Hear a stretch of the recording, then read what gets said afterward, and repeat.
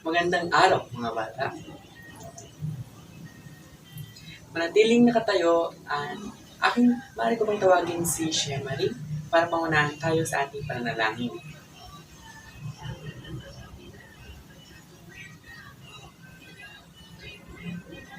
Amen.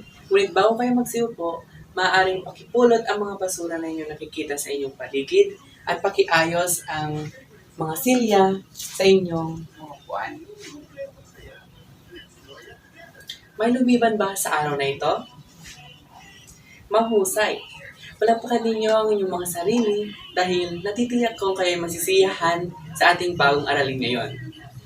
Ngunit, bago tayo dumako sa ating bagong paksa, saan nga ba ulit patungkol ang ating tinalakay noong nakaraang klase? Irish. Tama, ito nga ay patungkol sa produksyon. Ano naman ang kahulugan ng produksyon? Mary Joy? Mahusay, palakpakan natin si Mary Joy. Ang production class ay may mga masalik. Ito ay ang lupa, paggawa, entrepreneurship, at kapital. Naunawaan ba, class? Mahusay. Ngunit, bago tayo dumako sa ating bagong aralin, gusto nyo bang maglaro? Okay. May inihanda akong laro na kung saan ito ay tinatawag kong ibigay mo ang letra na hinahanap ko. O ito ay madaling tawagin na kung saan ito ay ang Hangaroo. Bawat estudyante ay magtataas ng kanilang mga kamay at puhula ng isang letra na kung saan ay mayroon sa ating bagong paksa. Naunawaan ba, class? At kung sino ang makakahula ng tamang sagot ay magkakaroon ng karagdagang puntos para sa ating pagsusulit mamaya. Handa na ba kayo? Simulan na natin.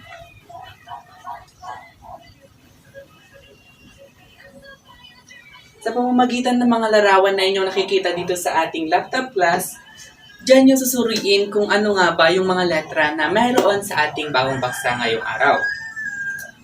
Umpisahan na natin.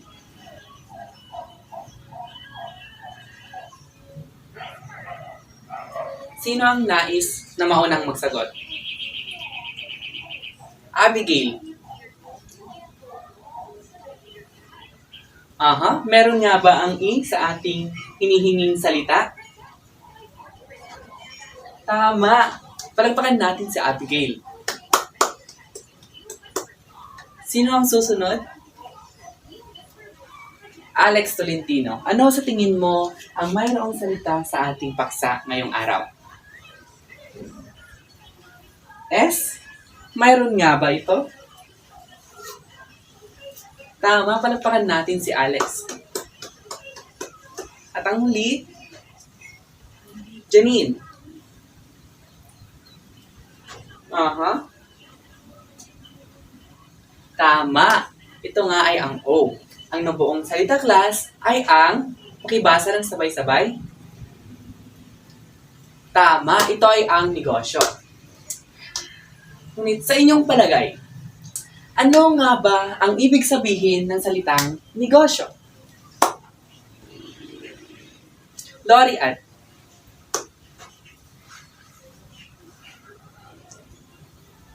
Tama.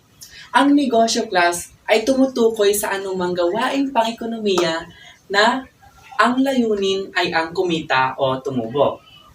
Mayroong 4 na uri ng pangkalahatang organisasyon ng negosyo. Ito ay ang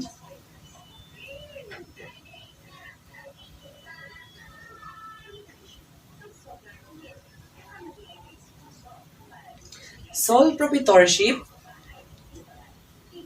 partnership, corporation, at ang cooperative. Ngunit unahin natin ang sole proprietorship.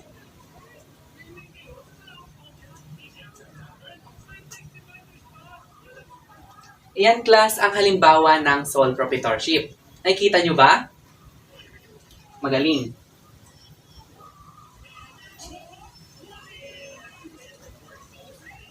Pakibasa ng sabay-sabay, class.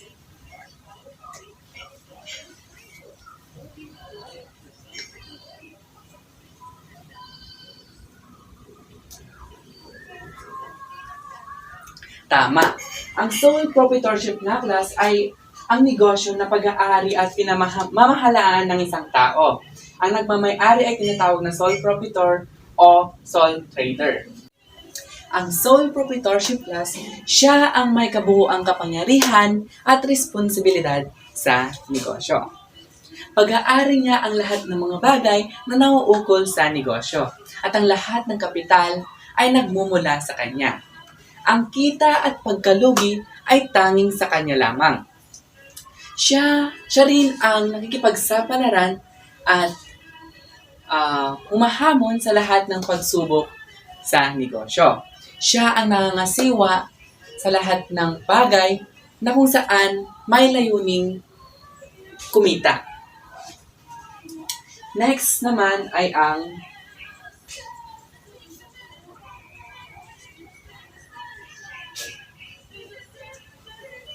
partnership. Yan, class, ang halimbawa ng partnership. Naunawaan ba? Mahusay.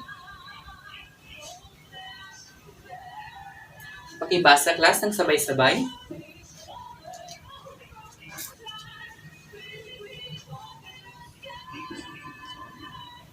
Tama. Ang partnership na, class, ay isang organisasyong binubuo ng dalawa o higit pang individual na nagkasundo at sumang-ayong paghatian ang mga kita at pagkalugi sa pagtatayo ng isang negosyo. Ang mga kasapi ng isang partnership ay tinatawag na partners. So, class, dito sa partnership, mayroong dalawang uri ito. Ito ay ang general partners at limited partners. Sa unang uri, class, or sa general partners, ang lahat dito ay pantay-pantay sa pangasiwa na kung saan ay pantay-pantay din ang kanilang pananagutan sa maaaring pagkalugi at mga babayarin sa negosyo. Next naman, class, sa pangalawang uri ay ang limited partners na kung saan ay maaari kang mamunghunan ngunit wala kayong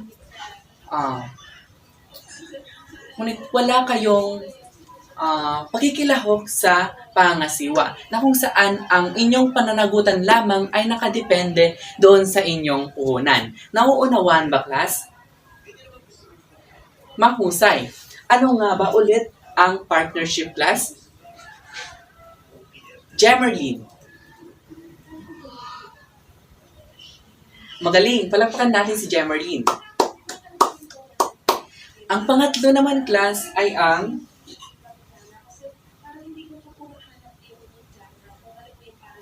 corporation.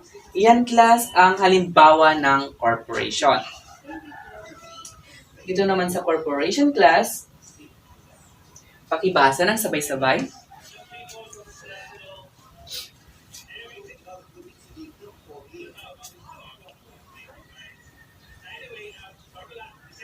Tama. Ang corporation nga, class, o korporasyon, ang pinakamasalimuot na organisasyon ng negosyo. Kadalasan, ito ang may pinakamaraming bilang ng mga nagmamay-ari. Ito rin ay may mga legal na katauhan na hiwalay sa katauhan ng mga taong nagmamay-ari, kumukontrol at nagpapatakbo ng korporasyon. So dito nga, class, sa corporation or korporasyon, maaari kang bumili o magbenta ng inyong mga ari-arian.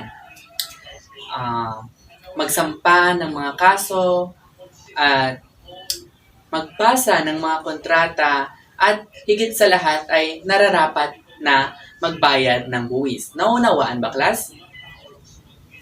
Mahusay. Ano nga ba ulit ang corporation? Reynald. Magaling. Palakpakan natin si Reynald. At ang huli naman, class, ay ang cooperative. Iyan, class, ang halimbawa ng cooperative. Nakikita nyo ba? Magaling. Ano nga naman ang sinasabi dito sa cooperative? Pakibasa class ng sabay-sabay.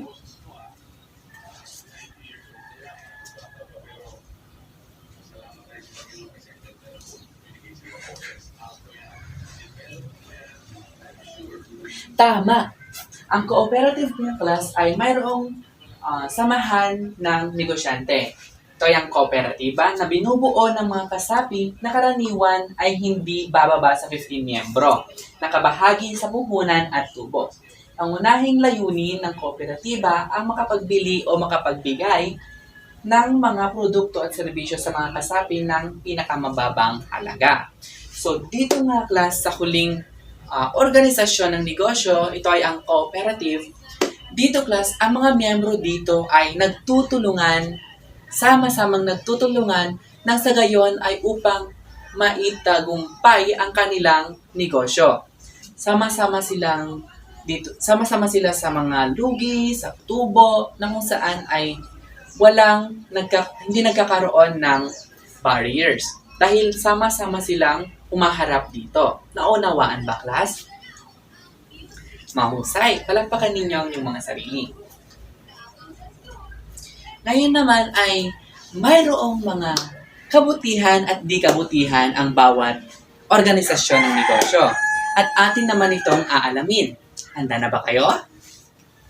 Magaling. Unahin natin sa sole proprietorship.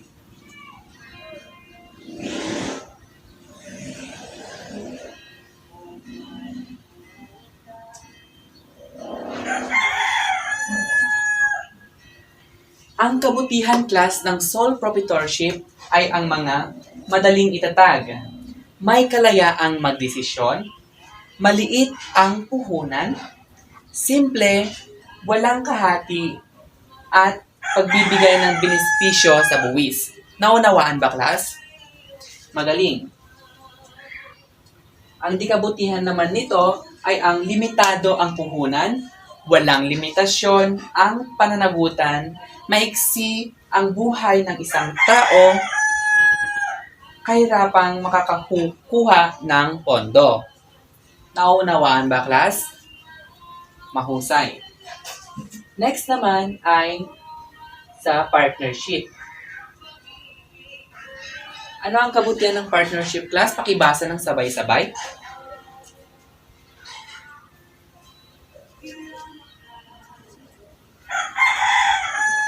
Tama, dito nga sa partnership class, higit na malaki ang puhunang ginagamit sa pagsisimula ng negosyo. Higit na magiging maayos ang negosyo at madali itong itatag. Sa partnership yan class ha, naunawaan ba? Mahusay.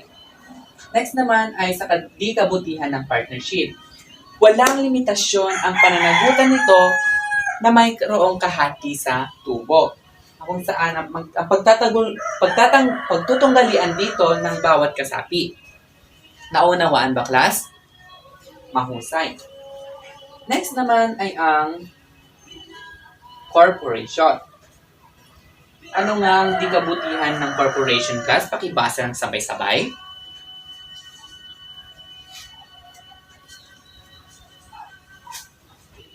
Mahusay. So, sa corporation class is limitado yung pananagutan nila. Matagal ang buhay, malaki ang kapital o puhunan, at may matatag. Sa corporation din class, ang di kabutihan nito ay ang mahilayang ipagbili ang kanilang staff, hindi madali ang paglipat ng pagmamay-ari, malaki ang halaga ang kinakailangan, maraming regulasyon ng batas ang dapat sundin. Ang corporation din class ay 2 beses ding pinapatawan ng buwis. Ano nga ulit ang di kabutihan ng corporation? Carlos Miguel.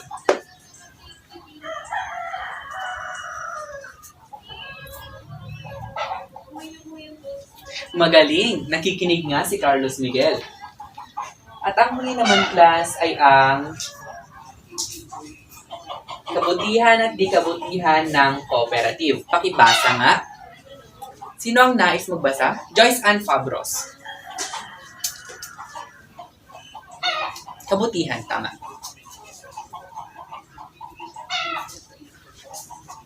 Tama. Ang kabutihan ng cooperative class ay maliit ang puhunan, layunin nito ang kagalingan ng mga kasapi, makatarungang pamamahagi ng yaman at nagpapalawak ng kaisipan. Naunawaan ba, class? Magaling. Ang di kabutihan naman nito, pakibasa, Jacil.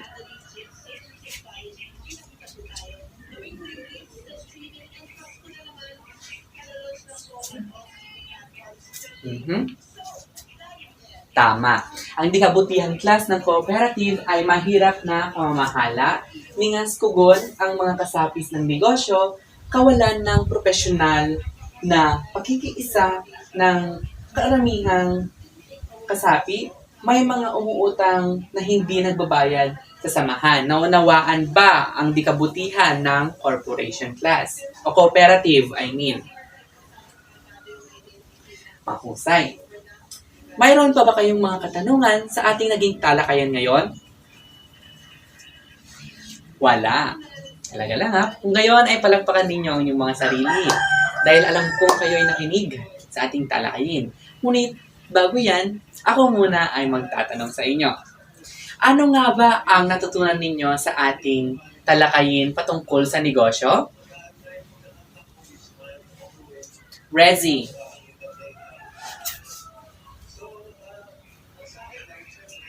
Mahusay. Palakpakan natin si Rezi. Ngayon naman, ibigay niyo sa akin ang 4 na uri ng pangkalahatang negosyo, organisasyon ng negosyo. Rosemary.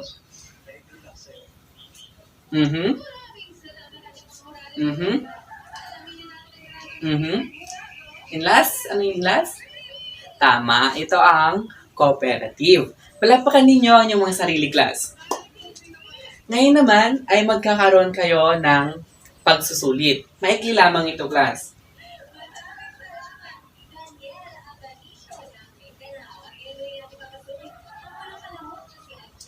Basahin ang panuto, class, ng sabay-sabay.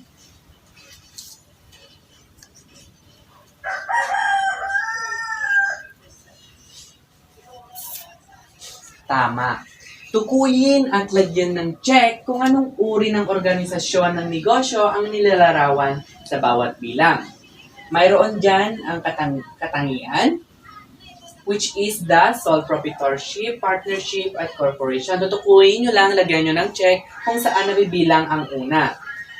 Halimbawa na lamang sa una, kung sabi niya dyan, isang organisasyon na binubuo ng 2 o higit pang individual na sumasang-ayon sa paghatian ng mga kita at pagkalugi ng negosyo. Saan nga ba ito nabibilang, class? Lagyan nyo ng check. Magsabi kayo kung tapos na, ha?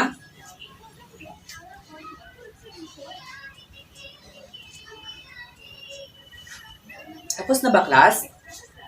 Magaling. Pangalawa, 1 to 5 ito, class, ha?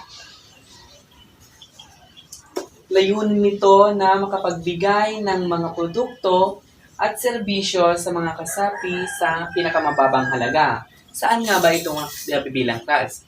Sa sole proprietorship nga ba? Partnership, corporation, o cooperative?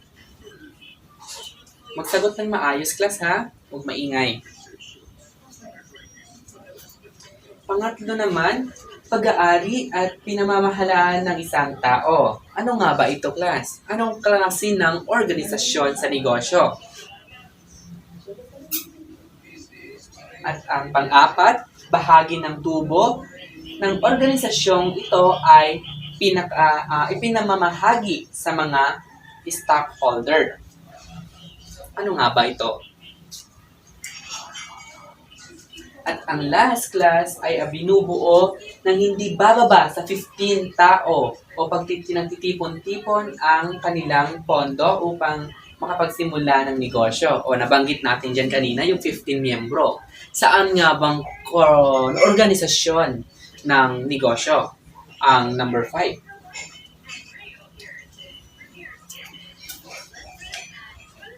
Tapos na ba kayo, class?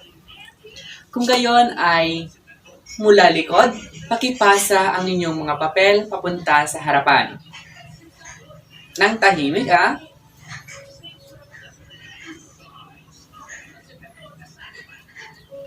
At maaari nyo bang ilabas ang inyong mga kwaderno?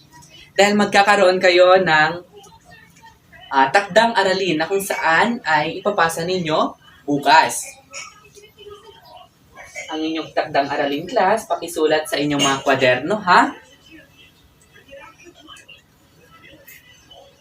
Una, sa inyong palagay o opinyon, ano nga ba ang kahulugan ng microeconomics? Nakuha ba, class? Mahusay. At pangalawa, ano ang pagkakaiba ng demand at supply? Tapos na ba, class? Magaling. Kung gayon ay dito na nagtatapos ang ating talakayan ngayong araw at ako ngayon ay magpapaalam na. Paalam, grade 9, masipag,